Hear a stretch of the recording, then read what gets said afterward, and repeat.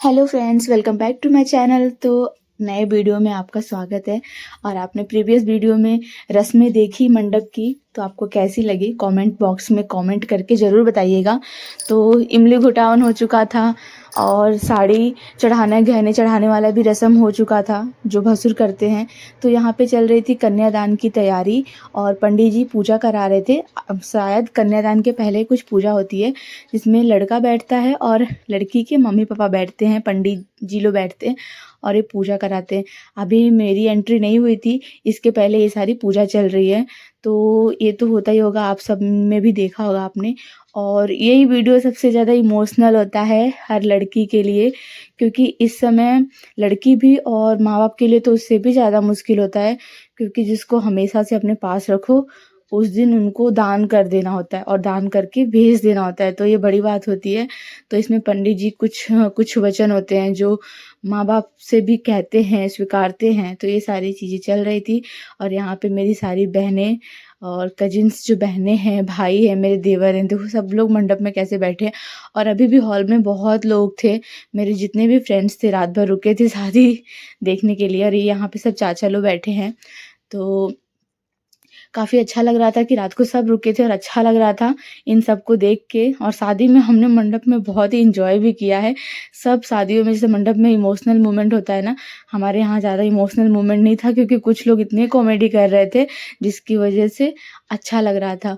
और यहाँ पे कन्यादान करने से पहले कुछ रस्में होती है जो पंडित जी करवाते हैं, वो दूल्हा के साथ होती है। तो पापा ने उनको तिलक चंदन लगा दिया था और इसके बाद से शायद ये पैर पूजाई हो रही थी। तो ये भी करवाया पंडित जी ने और उसके साथ फ़ोटो शूट हो रहा था। तो ये सब मैं नहीं देख पाई थी, ये मैंने वीडियो में ही देखा है। और यहाँ पे भी ये कुछ हो रहा है जो मुझे पता नहीं है इतना।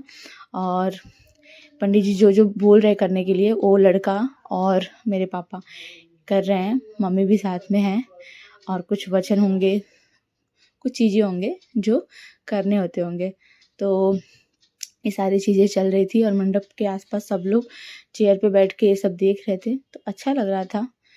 और यहाँ पे शायद भगवान जी को तिलक चंदन चढ़ाना होता है, तो वो जैसे बता रहे वैसे किया जा रहा है। इसके बाद से कन्यादान की तैयारी शुरू होगी। और कन्यादान का तो जो मोमेंट होता है कसम से वो बहुत ही हार्ड होता है, थोड़ा इमोशनल।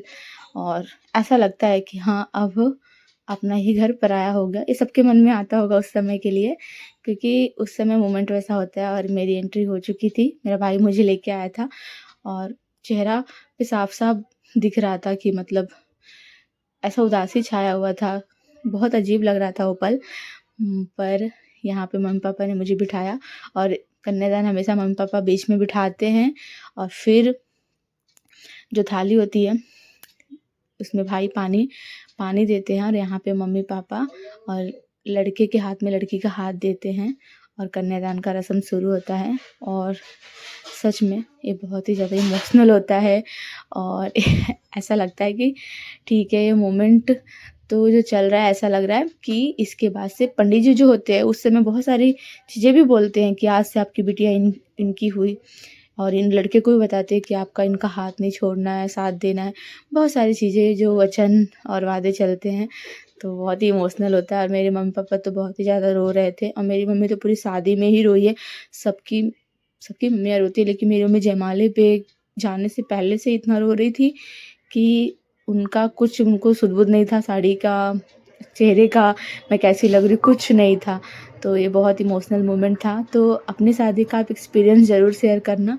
और चेहरे पे आपको दिख रहा है कितनी उदासी है, बहुत ही ज़्यादा अजीब पल होता है, थोड़ा इमोशनल होता है, बट ठीक है। आपको ये वीडियो कैसा लगा ज़रूर बताना।